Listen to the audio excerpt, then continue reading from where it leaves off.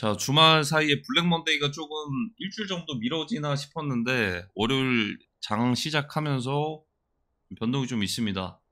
자, 근데 변동이 있는 것도 사실상 뭔가 국제 정세에서 큰 오피셜이 하나가 나왔습니다. 일단 북한에 대한 입장인데요.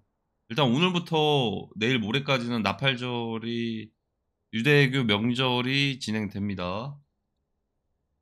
자, 북한에서 갑자기 오피셜이 나왔습니다. 일단 첫 번째, 트럼프 대통령과 아직도 좋은 추억을 가지고 있다라고 이야기를 했습니다.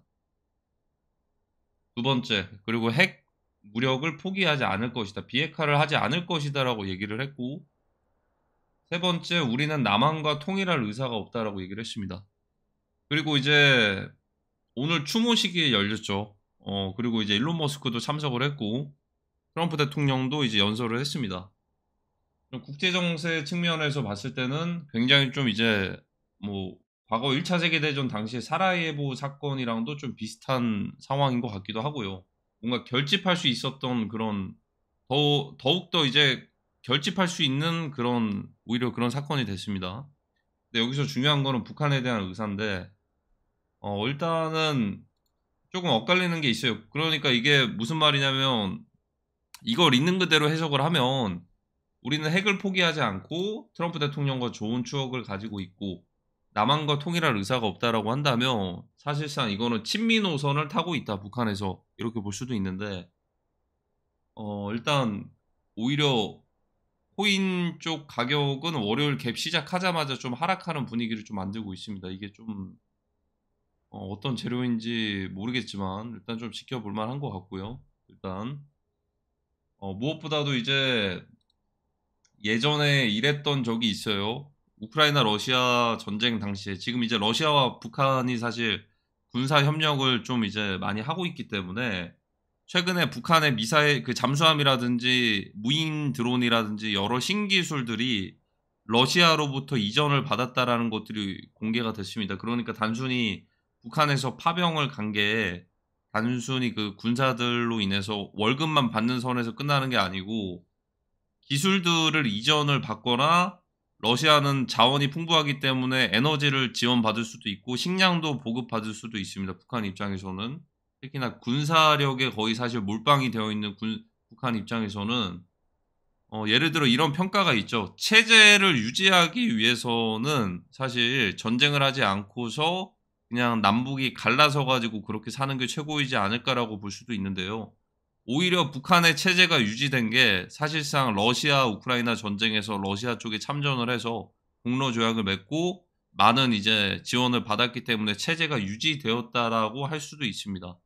그러면 그 말이 뭐냐면 앞으로의 체제가 유지가 된다라고 한다면 우크라이나 러시아가 오히려 종전이 되지 않으면은 체제가 유지가 되겠죠. 전쟁이 계속 지속이 되면. 그리고 오히려 그 반대로 러시아랑 우크라이나 이쪽 전쟁이 만약에 종전이 됐을 때, 사실상 포커스는 이쪽에 쏠리게 되겠죠. 핵 무력. 지금 왜냐하면 이란에서도 핵을 만들 수 있는 그런 상황에서 공습이 됐었잖아요. 그런 것들처럼 비핵화를 꿈꾼다면 오히려 원래 트럼프 대통령은 한미 정상회담에서 이런 얘기를 했습니다. 미국과 어떻게 보면 중국, 러시아가 다 같이 어떻게 보면 핵을 포기를 해보자. 비핵화를 좀 추진을 하자. 그리고 이제 북한에서 비핵화를 좀 목표로 한다라고 이런 식으로 얘기들이 있었는데 일단 북한의 입장은 핵을 포기를 하면은 자주국방이라고 해야 되나요?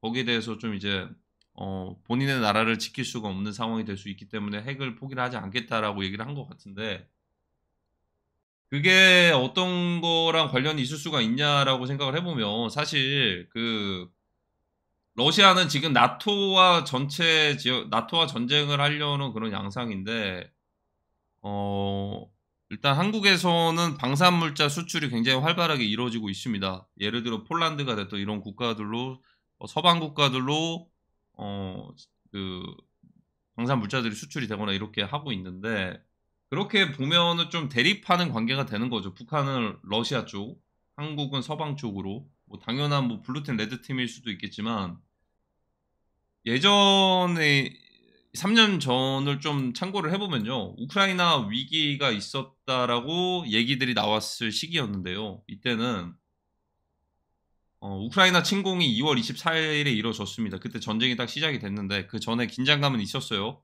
2월 18일에 어떻게 보면은 침공하기 6일 전에 우리 군사훈련 하는 거는 순전히 방어적이면서 위협이 아니고 이거는 우리 그냥 훈련하는 거다라고 얘기들이 있었는데요. 6일 뒤에 훈련이 아니고 실제로 침공하기 직전에 훈련이었다라고 볼 수도 있었습니다. 그러니까 지금 예를 들어 오히려 만약에 역으로 해석을 해보면 남한과 통일할 의사가 없긴 한데 그게 곧 뭐 적화 통일을 바라보는 그런 상황일 수도 있다라는 거예요. 오히려 역으로 있는 그대로 해석을 해보면. 그리고 이게 좀 모순되는 게 있는 게 사실 이제 예를 들어 미군이 좀 배치가 된다라고 했을 때 핵을 포기하는 조건으로 해야 되는데 일단 트럼프 대통령에 대해서 좋은 추억을 가지고는 있지만 핵을 포기하지 않고 통일할 의사가 없다라고 하는 것 자체가 사실 예전에 좀 2022년 러시아 우크라이나 그때 상황이랑 좀 결이 좀 비슷한 것 같기도 하고 이거 좀 예의주시하면서 좀 바라볼 필요가 있습니다. 일단 그리고 여기서 추가적으로 봤을 때 지금 일단 크립토 쪽이 좀 움직이고 있는데 예전에 이런 얘기도 있었습니다. 올해 3월 달에 우크라이나 젤렌스키 대통령과 트럼프 대통령이 회담을 했을 때요. 작은 나라가 전쟁을 일으키는 것을 막았다라고 얘기를 했습니다. 자, 그래서 여기서 의견이 좀 이제 굉장히 좀 다양한데요. 뭐 대만과 중국은 뭐 큰 나라와 작은 나라니까 좀 제외를 하고 이 작은 두 나라가 한국에서 해석을 하는 사람들이 어떻게 보면 어떻게 해석을 하냐면 한국과 북한의 전쟁을 막아줬다라고 얘기를 합니다. 자, 근데 외국에서의 반응은 좀 달라요. 무슨 말이냐? 첫 번째로 트럼프 대통령이 뭐 이제 거짓말을 하고 있다라, 이건 물론 레딧에 대해서 외국의 그냥 전쟁 관련된 그런 정세만 보는 그런 포럼인 것 같아요. 왜냐면 여기서 이제, 좋아요가 1400개고 댓글이 300개 정도로 논의가 좀 있었기 때문에 조금 참고는 하는 건데, 외국에서 이런 사람들이 바라봤을 때는 트럼프 대통령이 얘기하는 게, 뭐 1번은 뭐 제외를 하고, 두 번째 아르메니아랑 아제르바이잔의 전쟁을 막았다. 아니면 보소부와 세르비아의 전쟁을 막았다. 작은 두 나라의 전쟁을. 그러니까 외국에서는 한국과 북한의 전쟁을 막았다라고 얘기하는 사람들이 전혀 없다라는 거예요. 이건 오직 한국에서만 그것들이 얘기가 있는 거고. 그리고 오히려 근데 또 역으로 또 생각을 해보면 이때 당시에는 서방 국가에서 러시아가 우크라이나 침공할 수 있다라고 경고를 했었고 실제로 이거는 훈련이다라고 했는데 실제로 침공을 했습니다. 근데 지금 상황으로 따지면은 뭐 예를 들어 북한이 한국을 남침할 것이다라고 얘기하는 서방 국가의 외신들은 없기는 해요. 그러니까 이제 구조적으로 봤을 때 그런 여러 가지를 좀 이제 추합해보면 북한이 무력으로다가 침공할 가능성은 과거의 러시아 우크라이나 패턴이랑 비교를 해보면은 좀 적다라고 볼 수는 있는데 사실 서방 국가들이 그렇게 더 잘 알 수가 있는 이유는 이제 지금 서방 국가들은 나토 연합 국가잖아요. 나토랑 러시아랑 싸우니까 그 내부적인 상황을 조금 더 잘 알 수도 있겠죠. 그리고 저희는 동북아시아하고 아시아기 때문에 서방 국가에서 뭐 당장에 나토랑 이쪽에 더 신경 쓰고 러시아 쪽 신경을 더 많이 쓰지 동북아시아의 상황을 크게 신경을 안 쓸 수도 있단 말이죠. 오지랖일 수도 있는 거죠. 왜냐하면 당장에 러시아와 전쟁을 준비를 해야 되는데 그 말은 뭐냐면 지금 이제 트럼프 대통령이 전쟁을 막았다라고 하는 그 두 나라가 한국과 북한의 전쟁을 막은 게 아닐 수도 있다라는 거예요. 이 결론으로 딱 이제 도출을 해보면 결과론적으로 봤을 때 그러면 가능성이 있다라는 것도 좀 얘기가 나올 수도 있는 겁니다. 전쟁 가능성이 있다라는 것도. 그리고 최근에 6월 달부터 8월 달까지 여러 가지 좀 많은 일들이 일어나지 않습니까? 스레드만 하시는 분들도 요즘에는 좀 정보 전달이 스레드가 더 빠르거든요. 스레드나 뭐 트위터 같은 것들. 그러면 최근 한 2달 동안에 여러 많은 일들이 있었어요. 그런 게 뭐 결국에는 그쪽으로 귀결되는 게 아니냐를 걱정하시는 분들도 있고 뭐 비상식량이나 이런 전쟁 가능성에 대해서 이제는 걱정하는 사람들이 많아졌어요. 그래서 코인 쪽도 막 이제 스테이블 코인을 사가지고 보관을 해야 된다 이런 사람들도 많아지고 이게 예전에 1, 2, 3월 달에는 전혀 생각을 하지 못했고 그때는 탄핵 정국이어서 정치적인 부분에만 관여를 했다면 지금은 정세를 걱정하는 사람들이 많아진 게 사실 이것 또한 지표가 될 수도 있다. 진짜의 가능성도 크다라는 생각이 들기도 합니다. 사실.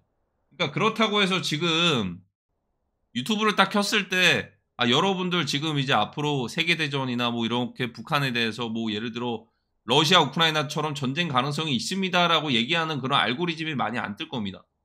그 안 뜬다는 거 자체가 사실 한국의 구조적인 특성일 수도 있어요, 어떻게 보면은. 음. 그리고 무엇보다도 지금 이제 대다수의 그 인플루언서라든지 이런 사람들이 사실 이렇게 정세에 관심을 크게 가지지 않습니다. 왜냐하면 굳이 정세 얘기해 봤자 돈이 되지가 않아요. 그냥 내가 할 내 채널에서, 내가 만약에 여행 채널이에요. 여행 채널이면 그냥 내 콘텐츠만 계속하면 되는 거예요. 내 콘텐츠만 계속해서 하면은 되는 거지, 굳이 뭐 다른 얘기들을 할 필요가 없단 말이죠.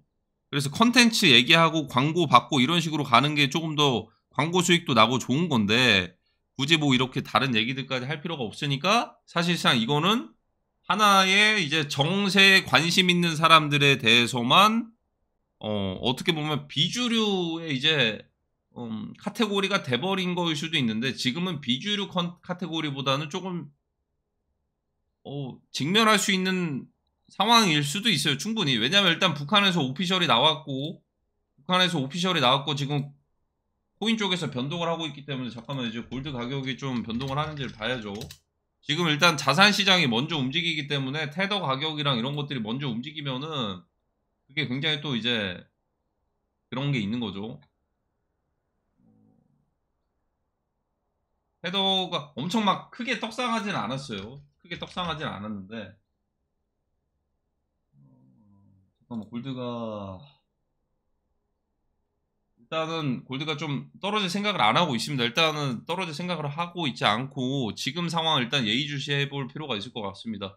일단 나팔절을 맞춰가지고 북한의 입장이 나왔고, 그로 인해서 크립토가 좀 변동을 하고 있고 골드 가격도 떨어질 생각을 하고 있지 않기 때문에, 여기에 대해서 이번 주에 북한에서 어떤 뭐 예를 들어 새로운 미사일을 도발을 하거나 훈련을 하거나, 왜냐하면 최근에도 한미일 그 훈련을 했었기 때문에 거기에 대해서 북한에서 또 경고 메시지를 보내기도 했어요. 어떻게 보면 여기에 대해서 북한에서도 새로운 뭔가 다른 것들을 할 수도 있다라는 생각이 들기도 하는데, 일단은 이번 주 예의주시를 해볼 필요가 있다라는 생각이 듭니다.